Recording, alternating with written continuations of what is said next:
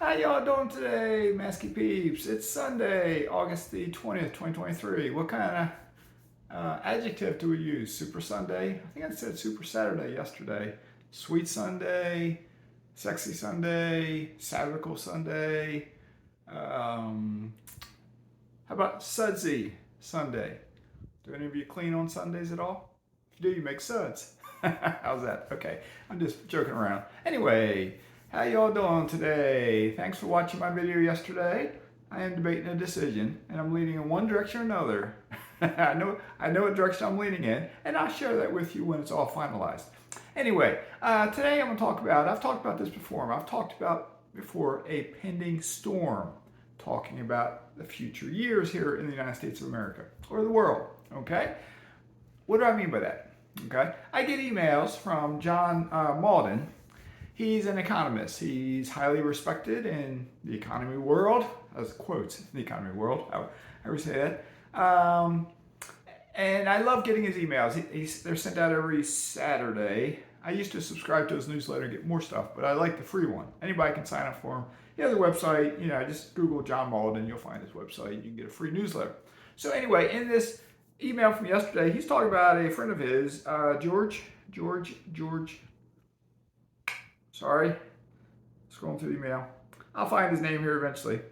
But George wrote a book a year or two ago called The Storm, something like The Storm Before the Calm. Okay? And he talks about the storm before the calm. Okay, I haven't read the book yet, I just read the email. And in it, my understanding of it without reading the book is that he thinks we're going to have a storm coming up, and after that storm, we will have a period of calmness. He talks about, according to this email, 2 cycles that the United States of America has experienced from our inception, our birth, back in the 1700s. Okay, I'll get it wrong, the social economic cycle and the, let me scroll up to a picture here, it'll say it. I'm sorry. Bear with me. This is very small. Oh, that's not the right one. Sorry. Well, let me talk about this real quick. Oh, shoot. Sorry. Let me talk about this real quick. I think I just lost my place in the email. I do apologize. Okay, here we go. The first part I was talking about.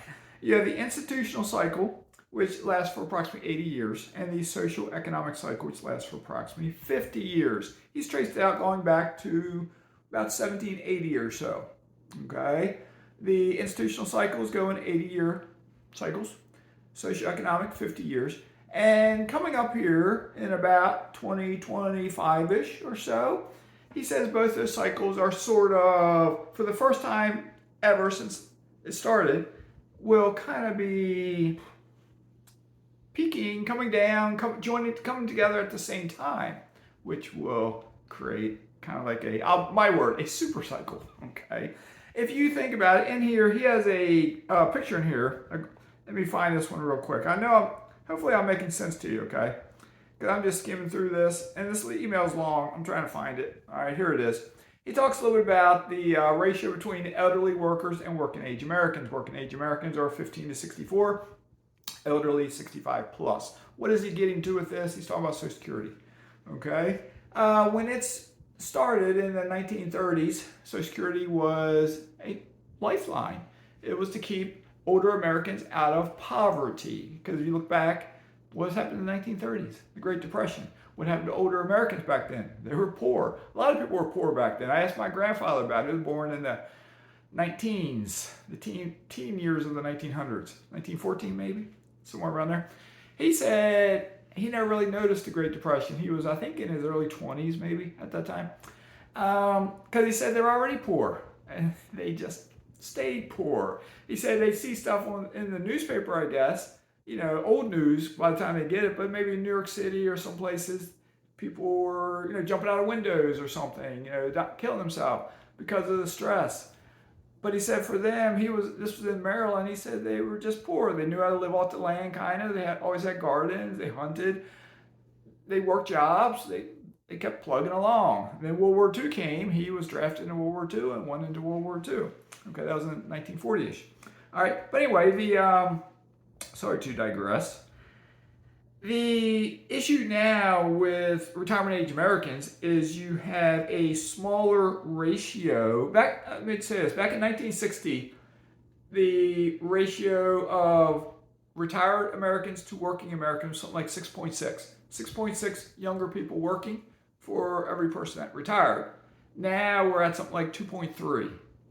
No, I'm sorry, go back in time. 2020, we're at like 4.0. By 2040, he's saying 2.7. By 2060, we'll be at 2.3. Social Security will not survive like it is going right now. Okay? Somebody, and this is, I knew this as a teenager. They were talking about this. Our politicians, that's why I don't like politics.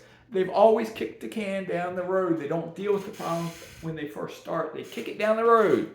Okay? Probably the next administration, whoever that is, will probably eventually have to deal with this. No one's going to like what they do. They will either have to increase the retirement age, so you can't get Social Security until you're older, maybe older than what it is now, or they will increase taxes for Social Security, and no one wants that, right? No, there's no good solution. But if they scrap the program, what happens then? So many working Americans depend on Social Security. That would hurt a lot of people, so they're not going to scrap the program, okay? But we also have tremendous debt, this country, like tremendous debt, the government.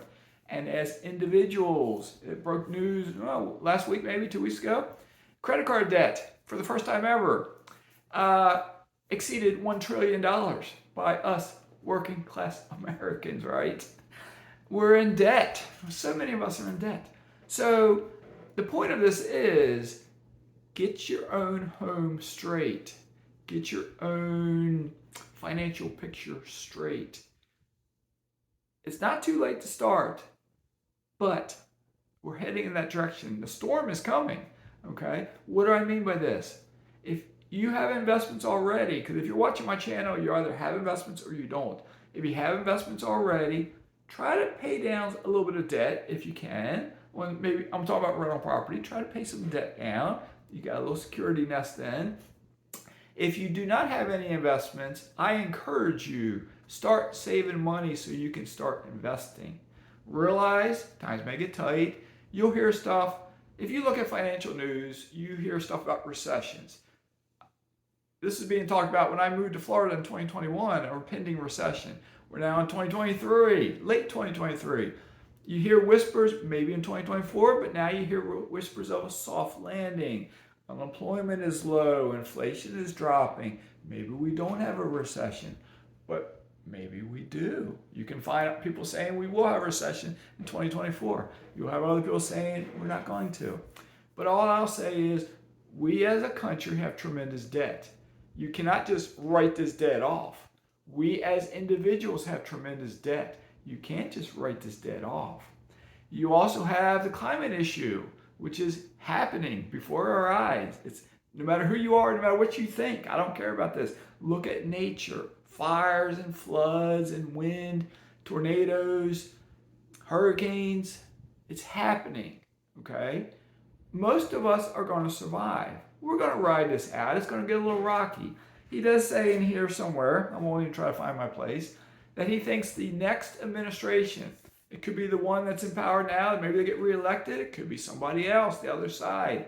But he said no matter who it is, they're probably going to have a very rough time. It doesn't matter which one. They're going to have a very rough time because there's probably going to be crisis after crisis they got to deal with. Okay? Think about crises that we've dealt with, the administration. What about the pandemic? That was a crisis, right? It started under one administration and continued with a different administration. Neither administration handled it properly. Okay, that's just, they didn't. Okay. In the world, some countries handled it better than we did.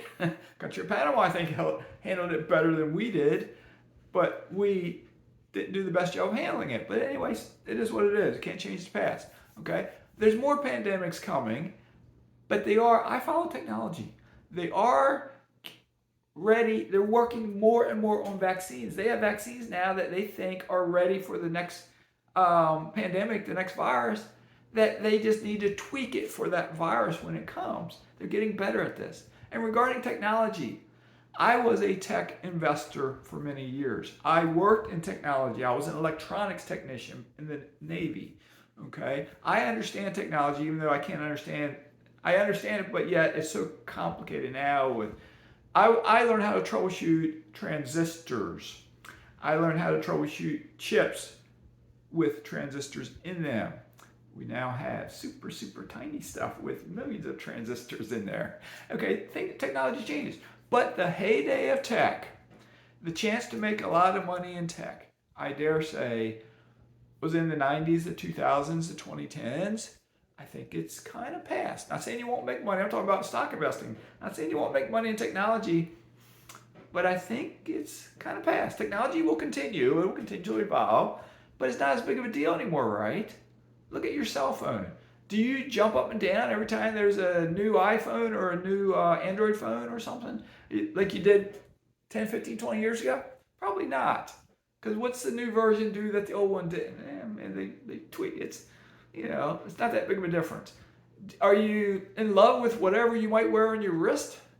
Be it a Fitbit, a Garmin, an Apple Watch. Do you love it? If they come out with a new version, are you in line to get the new version right away? There's more technology coming. Like if they start getting something like, I think I showed you a while back, I had a continuous glucose monitor, CGM, on my tricep area for a period of time. You can get it yourself off the internet and with a legitimate company and get one sent to you and get an app to find out what your blood sugar level is. Health technology is getting better and better, but it's not like we can ride that wave of investing in it and make a fortune like we could before. It's not a Netflix stock, okay? It's not an Apple stock. I dare say that it's kind of past. So a storm is coming, but George, I should scroll up and find his, I'll just keep scrolling. George thinks a calm is coming after the storm. I'm just trying to find, there it is, there's his last name. It's George Friedman, Friedman. The book is The Storm Before the Calm. It was published in February 2020, which, 2020, February? The pandemic was kind of kicking off right then. 2019, 2020. It was kicking off then. I was trying to figure out where I was in that time period.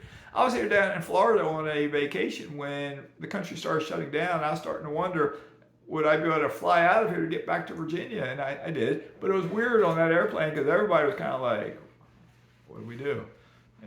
Some people had masks on, people were wiping armrests down. I was like, what do we do?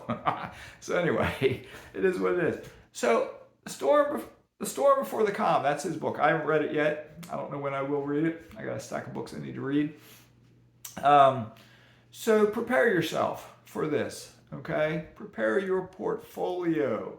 If you do not have a portfolio, I encourage you to start a portfolio. I do not encourage you to start a stock portfolio. The only way I encourage you to start a stock, I don't encourage you to do an SP 500 fund. You can if you want, I don't encourage you. I think the best way to invest in stocks right now, more than likely, unless you're an expert stock picker, which most of you aren't, I used to be pretty good at it, but I think the best thing to do right now is to get high quality dividend paying stocks. Yes, these companies that pay these dividends, they got to go through the storm as well. But the majority of them should continue to pay their dividends. You can reinvest it in the company. Stock price may go down, but you get more shares. You buy when it's cheap. When there's fear, you buy. All right, you ever heard anybody say something like that, like Warren Buffett? I would say exactly like his quote, but when people are scared, that's time to buy. Same with real estate. But to buy real estate, you got to know how to buy real estate. Have you been running the numbers? Have you learned your market? Okay, I have videos on my channel about running numbers. I've talked about learning your market, figuring out your market, figure out what you can buy. If you have rentals, can you keep progressing towards paying them down? Could you pay off your cheapest one? Just saying, because if we have a little bit of a storm, like I'm starting to have more issues now with tenants not being able to pay my rent. Some get evicted, some get on payment plans, but it seems like it's increasing just a bit. If society gets a little rocky, is this going to increase a little bit more? Okay, so if I have more paid off houses, that's fewer mortgages I have to pay. Okay, I think I'd be cautious about taking on too much debt. Don't be too aggressive with your debt. That's what I'm saying. If you are being aggressive, you know what I'm talking about then. Try not to be too aggressive. Okay? Rehabs will happen, and everything's more expensive now. I told this to my mastermind group. 4 years ago, rehabs, I was paying $10,000 for it. Now, they might be $20,000. And that's, if you have cash reserves, it makes a difference. If you're just holding $10,000, like my self-directed IRA, before I might just be holding $10,000 in it just in case I had to rehab that house. Now maybe I need to increase that to 20 grand, right? And that's just sitting there, right? I do have an option. Helicopter pilot Caleb told me about something he did with cash in his self-directed IRA, which I'm working on doing that, transferring it back to Schwab to invest it into a bond fund in a Roth IRA at Schwab. And if I need it, I can transfer it back to my self-directed IRA to pay a bill if I need to rehab a house. But at least that way I can get some interest on my money, let's say. All right. So anyway, the storm before the calm, a storm's pending. My words are, a storm's coming. Okay. I think I'm on record in some video in the past. I couldn't even find it myself. Where I've said several times, a storm is coming, but I do expect good times after. I don't know when those good times will come exactly. And my plan is to have a good time through the storm. Okay. So, but the good times for society, I don't know if that'll be like in 2028-ish, 2029, 2030-ish, or more in the 2030s. Okay. I did talk about a book one time, The Roaring Twenties. The author of that book was comparing the 2020s to the 1920s. And what happened in the 1920s? You had the Roaring Twenties, then you had the Great Depression in the 1930s. We might be having our storm coming up soon, and then we might get into some good times. And if our cards are played right, and this comes back to politics, if we figure out what is wrong with two old kooks, one of both parties that are trying to become president next, and we can get better quality younger people who can straighten out the problems of the past. Our federal government has some problems. The Constitution was written in a certain way, and they're trying to abide by that. But there's a struggle going on there. Something needs to be revamped with our federal government. Not changed, not like throw this out and start over, not that. But it needs to be tweaked. And the two guys running, they're not going to tweak it. They're not going to fix it. We need somebody else. But it's not going to happen till what? 2028? Be somebody completely new? Something like that.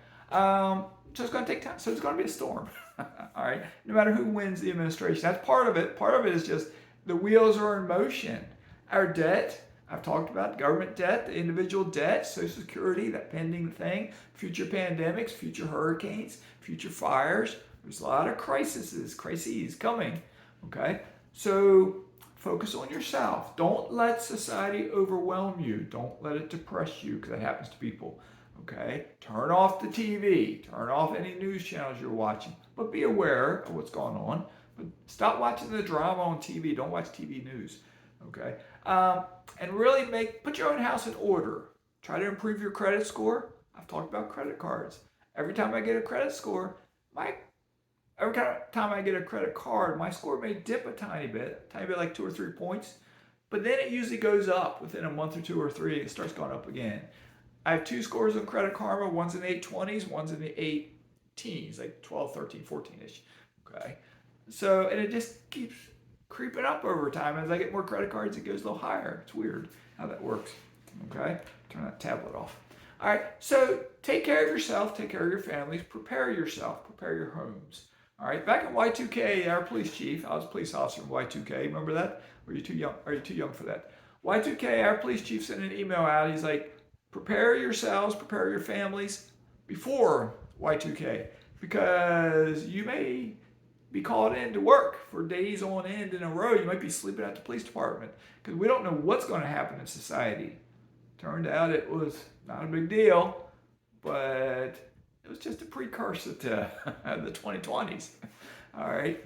So anyway, with that being said, my video seems to got long again. I apologize for that. Thanks for tuning in. Stay safe in all you do. Keep loving life. And I will share my final decision on my home with you when I decide. Have a great day. Maskies signing out.